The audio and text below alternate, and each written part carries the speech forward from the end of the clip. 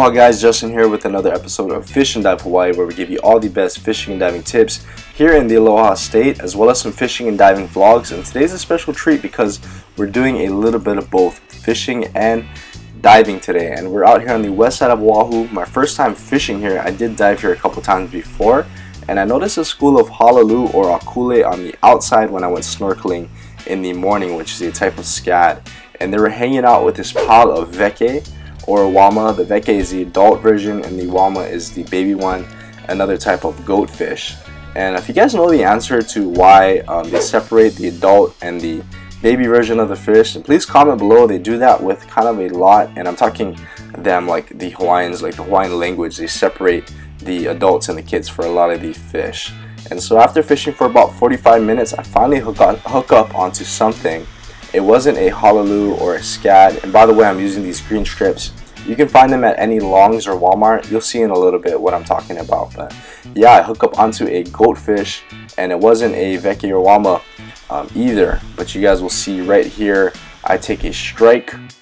Nice little, pretty weak strike to be honest. Not as hard as the halalu rather, because the halalu actually fight pretty good for their size. And so I'm just boosting it up. Boost, as if this was big. It's not even like half a pound probably. But yeah, this is a moana collie, which is probably one of the more beautiful fish here in the islands, especially one that's really tasty and super good. I love steamed goatfish, and this is a particular one. I noticed on Oahu that there's not a lot of moana collies as compared to diving videos and other videos that I see on other islands. Kumus, moanas, other goatfish are more prominent. But yeah, whenever I see them, I want to call him, I'm always stoked. This one is really small, so I take it back to my little camp to take a picture with. And I did catch a few other fish. This is a lizard fish right here. Usually hang out in really shallow waters and they'll rip off your bait pretty fast. This is a moana, which is a little bit more prevalent. And I try to make my son give it a kiss right here. But yeah, I released all the fish that I caught fishing, but it was fun. As you can see, that's the green strip I was talking about. And again, you can find them at Walmart, Longs, any fishing store, and it doesn't matter what brand it is. Just pick one up and you'll see they get a lot of action. So if you guys don't know the rig, then I'll link the video up right here. Just look in the top and you click that link and I'll show you how to tie that rig in particular. So I go ahead and release this moana collie back where I got it from, and after a few more casts, probably like, actually not a few, probably like a couple dozen, you know how that goes, I end up going diving instead.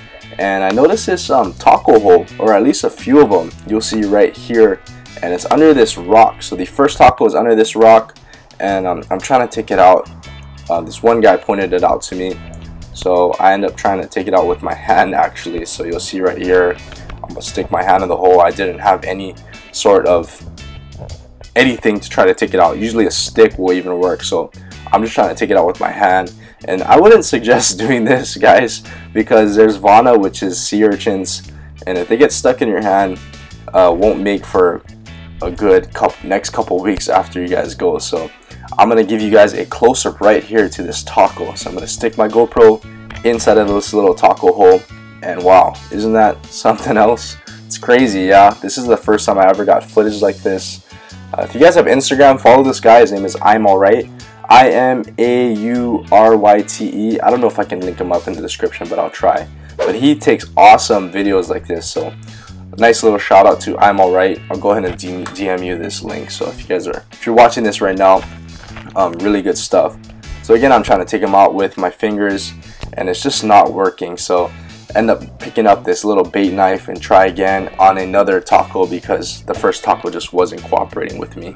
So there's actually 3 taco around this same little area. So if you guys notice the rocks overturn, I pointed that out in one of my other videos. I'll go ahead and link that up and down below in the description, kind of what you look for. But yeah, it's pretty much just any type of overturned rocks or rocks that look out of place, and you just kind of move them around, and you more than likely you'll find a taco inside. That's the easiest way to find them, is just look for that, unless they're just hanging out on the top of the reef, which is how I see a lot of them too. But anyways, you just kind of poke inside. I'm using this bait knife that I went and grabbed from shore because I wasn't about to get plucked by no sea urchin sticking my hand in random taco holes. So yeah, I'm trying to poke this one out. You just want to irritate it, just keep poking it around, and eventually it'll bring itself out. Unfortunately, this one is too deep in the hole, and so is the other one, the first one that I showed you guys. So there's the third one, which is a little bit easier of a hole. That's my cousin right there. I'm just trying to show him what I'm looking for and exactly what I'm seeing, because it is hard to kind of look for Tako. So it definitely takes, they call it a Tako eye, definitely takes a little bit of practice and a lot of experience to do it. And I've been diving for a while, so even I have a hard time finding Tako. So this Tako right here is actually using a rock as a shield. So I'm trying to poke it and it's freaking Captain America-ing me. I'm blocking my shots with the shield, so I go ahead and pull that rock out in front of it, and I was able to poke it out right over here. So right now I'm just irritating it, tickling it, and it's gonna pull itself out. And once you get the Tako out of the one eternity later hole, you want to grab the head immediately, and the best thing to do is just shake the Tako around. What that does is it disorients it so that it doesn't have its bearing, and it makes it a little bit harder for it to kind of figure out how to escape. And if you guys don't really do this, it will kind of climb up your arm or even go on your snorkel, pull your mask off, and it's just not fun. So just go ahead and shake the Tako around, and then that way it doesn't know what's really going on, and then you can go from there. So I give the Tako to my cousin, he brings it onto shore, and this is it right here. I go ahead and brain it with my knife, which is pretty much kill it. And then I'm gonna throw this onto my dunking pole right here. So I'm using this Ulua hooks. I think it's a size 24 BKNK, and I'm gonna show you guys how I rig this up. So this is not really gonna be a tutorial video. I'm gonna go over exactly what I'm doing, but I'll do a whole separate video on dunking rigs. If you guys are interested in that, please comment below or like this video so I can put that together for you guys. So I'm just gonna quickly go over what I'm doing. So right now I'm tying my leader, which is what the bait is gonna go on to the hook, and I'm gonna do a little polymer knot. And I don't have a video on that yet. If you guys are interested in learning how to tie this knot, I'm sure there's a lot of great tutorials on YouTube or Google. So just Google it, polymer, P-O-L-Y-M-E-R. Super simple knot. A lot of my friends use this, although my favorite knot is a blood knot, and I also have a video on that I'll link right here if you guys want to learn how to tie that one. So make sure your line is tight, and there's the leader right there. Tie it to a two-way swivel, not a three-way swivel. I prefer two-way swivels. And now I'm gonna tie my lead line, which is the line that's gonna hold my weight down. So I always use a line that's lighter than my reel line or my main line, just because if it gets stuck and I don't want to bust my reel line wherever, then the lead line will always break before that. So I'm tying a simple blood knot to make sure that it's all ready to go, and then I'm gonna tie that to the rest of my rig, or the first leader that I made. So when you fish in Hawaii, you're gonna get this a lot. A lot of people are gonna be interested in what you're doing, so they'll come in and hang out. This actually was a Japanese tourist that he didn't speak very good English, but he was kind of just asking me questions like if it's edible, what part of the bait I'm gonna use, where I caught it, if I just caught it, and he was like super stoked that I literally just caught this and I'm throwing it out. So it's always cool. I mean, share your experiences with people.